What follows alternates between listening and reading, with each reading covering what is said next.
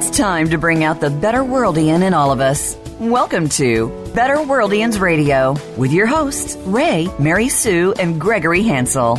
BetterWorldians Radio inspires you with the people and ideas that are making the world a better place. You'll hear how small acts can make a big difference every day. Now, here are Ray, Mary Sue, and Gregory.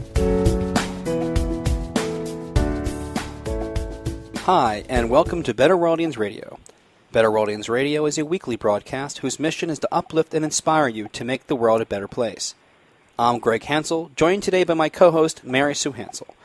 BetterWorldians Radio is brought to you by BetterWorldians Foundation and is co-hosted by the family team that created the popular social game on Facebook called A Better World. It rewards players for doing good deeds while helping to raise money and awareness for charities. To date, over 40 million good deeds have been done in a better world by more than 4 million people in over 100 countries. Today on BetterWorldians Radio, we're talking with Dr. Acacia Parks, Chief Scientist at Happify, a digital destination for effective, evidence-based solutions for better emotional health and well-being in the 21st century. Dr. Parks is a professor at Hiram College and teaches classes on the science of happiness. Dr. Parks also conducts original research on positive interventions in everyday behavior and their ability to transform lives. She received her Ph.D. from the University of Pennsylvania and is a principal fellow at the Center for Positive Psychology at the University of Melbourne. Hi, Dr. Parks. This is Mary Sue Hansel. Thanks for joining us today on BetterWorldians Radio. Thank you for having me. Oh, we're very happy to hear about Happify. So tell us a bit, what is Happify? I'm sure a lot of our listeners may not know about it. So Happify is an online platform that was designed by a multidisciplinary team of entrepreneurs, game designers, programmers, and then I was on the research side of that to basically take what already existed in terms of the science of happiness and placing it where it could be reached by the general public and delivered to them in an engaging format so that people will not only be able to access it, but also will stick with it. So it can be accessed on phones or on the web, and we have a bunch of programs that we call tracks that last for 4 weeks that people can access and use these research-based techniques to improve their own well-being. So tell our listeners a bit about, these different tracks that Happify offers. So we have tracks that we worked with leading experts to design. So in addition to, in the very beginning, I spent a lot of time vetting all of these different activities that came out of the research and putting them on the site. But then when we came to specific types of problems, we had experts who did nothing but think all day about that particular problem come in and help us work on these tracks. So, for example, we have some more general tracks that are just focused on things like conquering negative thoughts or coping with stress. And these are some of our very most popular tracks. I was going to say there are some of my favorite, too. And Beat the Burnout is another good one. Mm-hmm. Yeah, I think we have, we have quite a number of different tracks that are about kind of handling normal stressors that people deal with on a day-to-day basis. But we also have some tracks that are designed specifically for certain problems. So we have one that was recently released for people living with diabetes. And the idea is that, by increasing their well-being and their sense of empowerment about their ability to manage their disease, they might be more likely to take all of the steps in their treatment plan to do that. That's actually something that we're studying in a research study right now. So we have that track designed by an expert on well-being and diabetes, Judy Moskowitz at Northwestern University. So we do team up with these experts with very specific knowledge to come up with tracks to target specific topics in addition to these more broad tracks that handle general resilience and well-being. Now, how does a person that uses Happify decide what track they need? Is there a test or something like that they take? So when people register, we do have a track recommender survey that people can take, and we offer recommendations from there. But people are also free to override that recommendation and choose something that they think would be right for them. So they basically get suggested a few tracks based on what they say in the survey, and they could choose from those few tracks, or they could just go through the list and pick one that looks good. Neat.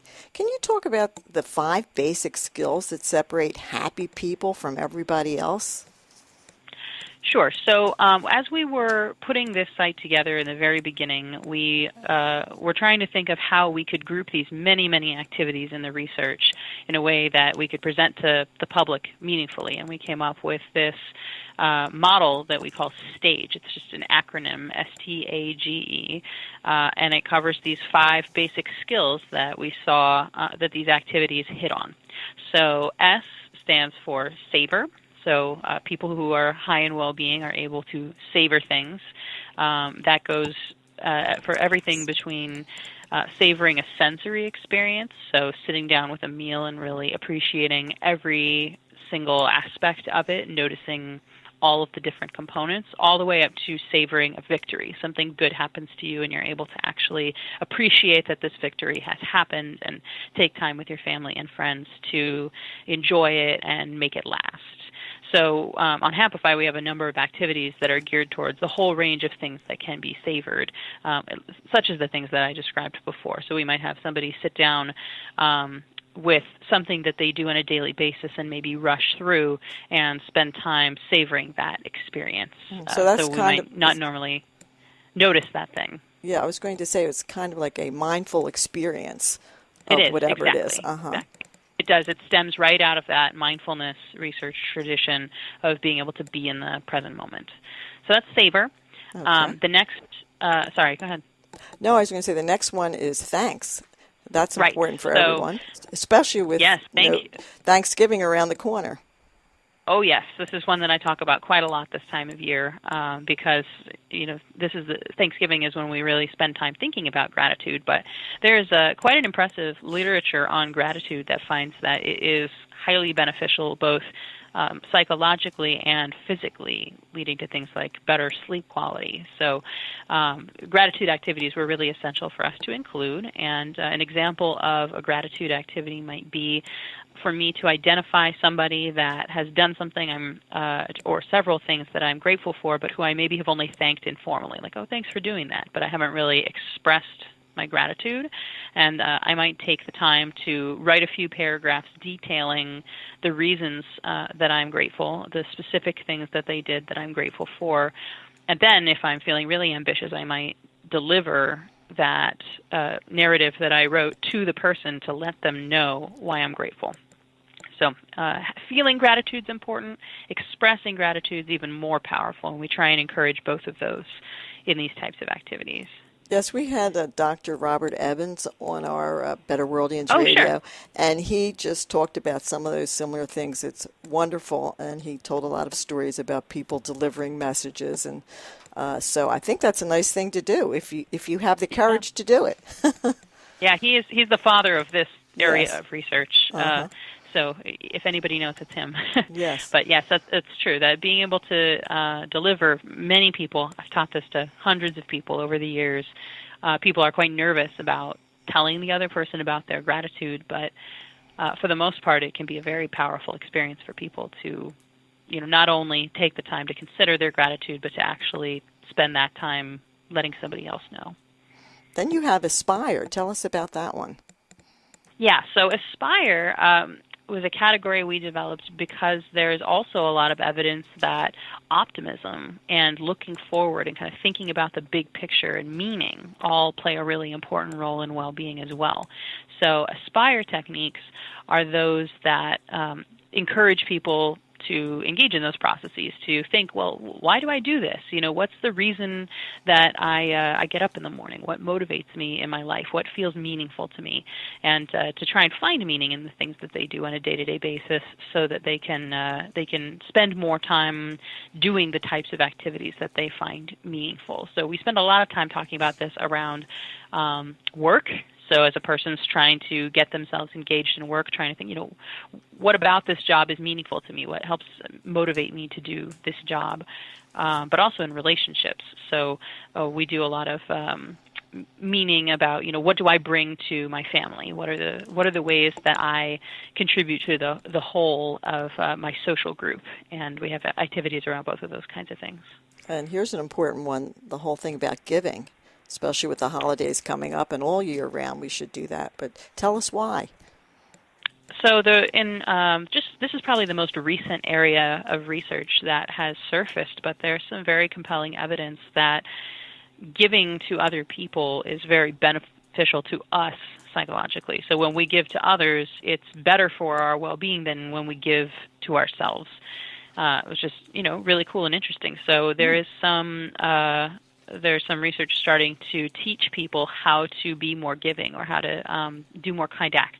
So one activity that we will often do is to have people plan 5 things in the day that they can do that are kind acts for another person. So all in one day, 5 kind acts.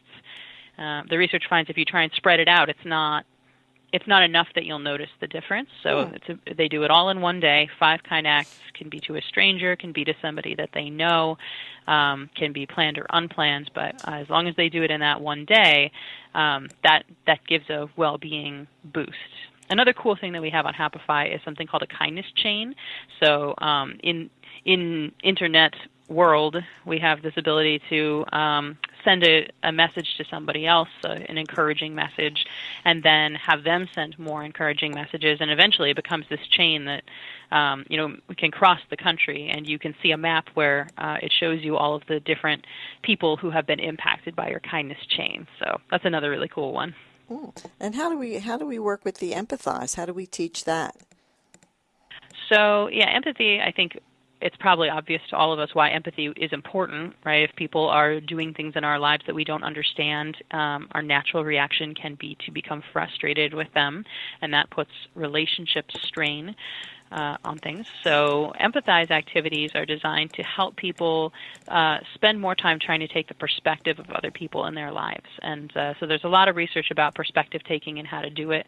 And a lot of it has to do with just taking a moment to understand what it would be like in the other person's shoes. So an empathize activity might have you think about a situation that happened recently where you felt annoyed with somebody else, and to spend some time trying to figure out from their perspective what they thought they were doing, so that you can try and understand it and maybe feel a little bit less upset or hurt or annoyed once you kind of can figure out the details of maybe where they were coming from, and that maybe it wasn't to hurt or upset you, but for other reasons. Good idea. We'll talk more with Dr. Parks about Happify in just a moment, but right now I'd like to take a brief break and tell our listeners a bit about our game on Facebook called A Better World. A Better World encourages habits of goodness, positive mindsets, and giving to social causes to make a positive difference in the world. Players do things like express gratitude, share acts of kindness, send get-well notes to real-world sick children, and much more. Each month we partner with a different charity and challenge our players to do a certain number of good deeds within the game. When they do, we'll release funds to our charity partner of the month. You can find out more at abetterworld.com. So now, let's get back to our conversation with Dr. Acacia Parks, Chief Scientist at Happify. So, Dr. Parks, hi, this is Greg. Hi. I know that you are Chief Scientist at Happify. What's that role like? Well, in the beginning, it was really helping the team decide what belonged on Happify in the first place. Mm-hmm. So I spent a good amount of time really just advising on the content of the site. But now that the site is up and running and mainly it's bringing in users and development has slowed down, mm-hmm. my role has shifted quite a bit so that my role is more to generate new science. So to study what we're doing, to assess how well it's working and for whom it's working and how we might be able to help it work better, but also to conduct new research studies where we can extend our reach to new populations. So right now, Happify is focused on consumers who show up to the site, but what about certain kind of chronic health conditions or more severe psychological problems? That has to happen in a controlled study context, and that's what I'm working on right now, is these kind of new exciting studies in new populations, trying to extend our knowledge of for whom Happify can be helpful. Interesting. So clearly, Happify is really grounded in science. Can you tell our listeners then just a bit about what the research has found about our ability to improve our own happiness? Sure. So the first, I think the most striking and thoroughly replicated piece of evidence is just that happiness can be lastingly increased at all. So there has now been over 10 years of research that has found that there are certain concrete techniques you can have people do, and if they do them, they will not only feel immediately better, but if you check with them 3 months, 6 months later, they're still feeling better as long as they continue to do the activity. So happiness can be increased. For a while, people thought that perhaps it couldn't, that it might be something that you're just sort of born with. And that's partially true. People have different starting points, but it can be increased. But the key caveat there is with practice. So if people practice for a few weeks and stop, they will not continue to be happier. So I think that's probably the biggest take-home message from the science is, yes, it can be increased, but only if you create regular habits and you continue to practice them, which is part of why we thought Happify was so important, because it's a vehicle to help encourage habits.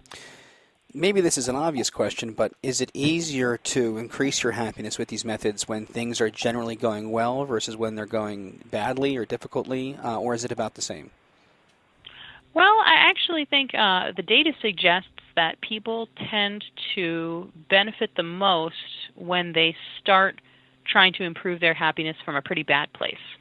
So if they come in and they're experiencing some distress, these activities can be quite potent there. Now, I'm not making claims about clinical depression or any sort of, severe disorder, but those who come in with a lower starting point on our happiness scale seem to improve the most readily compared to people who come in and are already in pretty good shape. Those people also improve, but it takes them longer to get going with it, while we see these more immediate increases among the people who come in and have kind of more room for growth. Oh, that is really interesting. Is that a question of motivation? When you're really down in the dumps, maybe you're more motivated? So. Oh, interesting. Yeah, I do think motivation is a piece. There's also just more room for improvement. Right, right. There's just more ability to improve. But I don't want anyone at home to think, I'm not doing too badly, maybe I shouldn't start. No, certainly. I mean, like I said, it's just it takes a little bit longer for people to get started, but we find that people with higher well-being are also improving. That's great. And if you're listening out there and you're really having a difficult time, I think this sounds like a great series of techniques and a wonderful app to help you get on your way. So, Dr. Parks, tell us, why is it so important for people to find ways to take care of themselves and prioritize their happiness? Obviously, we all want to feel better, but is it more than that? How essential is happiness to our lives? Well, there's starting to be such an overwhelming body of literature that finds that happiness is not just fun and pleasant, but actually directly related to all sorts of things that we want.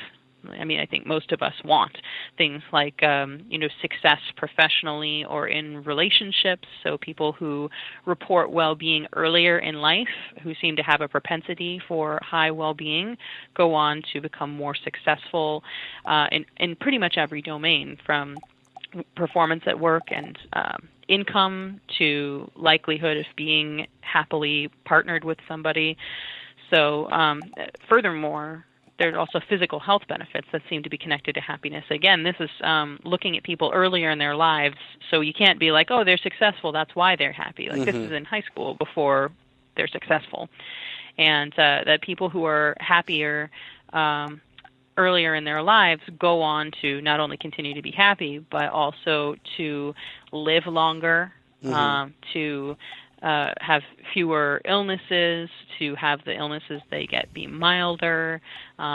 So there are all sorts of really impressive effects on physical health. Actually, the thing to me that was amazing is that the effect of happiness on longevity is actually greater than the effect of smoking on longevity. Wow, that is incredible, actually. So we know that smoking, obviously reduces your lifespan, but happiness improves it more than smoking reduces it. Wow, that's astonishing, actually. So then, how does happiness factor in, or how does happiness relate to other factors like confidence or self-esteem? I mean, that's a hard question, because to some extent it's sort of difficult to distinguish all of that. So, for example, if a person is happy, is that in part defined as feeling like they're pretty satisfied with themselves, in which case it's sort of hard to separate those things. I wonder to what extent some researchers, maybe we've all been talking about the same thing and calling them different names. Yeah, I was wondering that myself, actually. That's interesting. Yeah. So I was very impressed by the fact that 86% of people who use Happify feel improvement within 2 months. So what have you heard specifically from people who have used the app? What are they telling you? Well, one thing that I think is worth pointing out is that when we first started developing Happify, I was very much like, well, if there isn't a study saying that it works, it can't be on there. But they did add some engaging elements, games that are lighter, and they're based on the science, but they're more about engaging users than they are about conveying scientific content. And I was initially really skeptical about these components, but more and more we hear users saying that that's kind of what got them hooked. And what kept them around long enough that they would then go in and do the scientific content. So I'm really a believer of the games now, because they seem to be one of the first things that users do. And particularly when we get somebody who's feeling pretty down, they might not be up for a complex activity that involves reading and writing, but they can play a game. And if that game can just give them enough of a boost that they are up for the next step, then they're able to get that scientific content. So I actually really appreciate that marriage of the science with the technology of engagement. We hear a lot from our users that is essential in their getting attached to the site long enough to really engage with the science. Well, I'm really happy to hear you say that. As you may have heard in our introduction, we're very much involved in sort of the positive psychology-informed game space. And I think what's really interesting about games is that it's not just that they pull people in, but games are immersive, imaginative, interactive. They really have a quality to pull people in and to be habit-forming more so than other things. So I think games do really have a powerful ability to affect people's lives, and if it's trying to affect it for the better, then all the better. I agree. So let me ask you a question. I ask a question of this is my final question every week to most of our guests. In this case, how do you hope that Happify is helping to make the world a better place? That is a great question, and actually something I'm really glad that you asked. So I teach abnormal psychology. That's one of the classes that I teach at the college level. And one of the things that I'm always telling my students is that not only are things like depression, or especially subclinical depression, so widespread, they also go largely untreated because people don't pursue treatment, especially if they have something at the subclinical level where they wouldn't be diagnosed with depression. So they're suffering, they're experiencing impairment, but there's nothing for them. And if there was, they probably wouldn't be pursuing it to begin with. So I hope that Happify is providing something that is easily accessible that can help people experiencing moderate distress who might not have another option or might not pursue it. And I know that we've managed to impact, or at least we've managed to reach, over 3 million people at this point. So my hope is that it will only continue to grow in its reach to make this kind of dent in the level of distress among people who aren't going to get treatment, who aren't severe enough to get treatment, but who could really use it, whose productivity is lower because their distress levels are high. If we can make a dent on that, I will be very happy. You can learn more about Happify by going to Happify, HAPPIFY.com. Dr. Parks, thank you for joining us today on BetterWorldians Radio. Thank you. BetterWorldians Radio is brought to you by BetterWorldians Foundation, a 501c3 nonprofit whose mission is to make the world a better place by encouraging the very best in everyone. We believe it is essential to plant flowers, not just pull weeds. We focus on positive thinking, positive values, and positive actions. In short, our vision is to bring out the better worldian in everybody so that we can all make it a better world. But we can't do it without your help. Donations support our BetterWorldians Radio podcast, as well as going toward developing new features like articles, videos, blogs, and more. Go to BetterWorldians.com to be a part of this important mission. And until next time, please be a better worldian.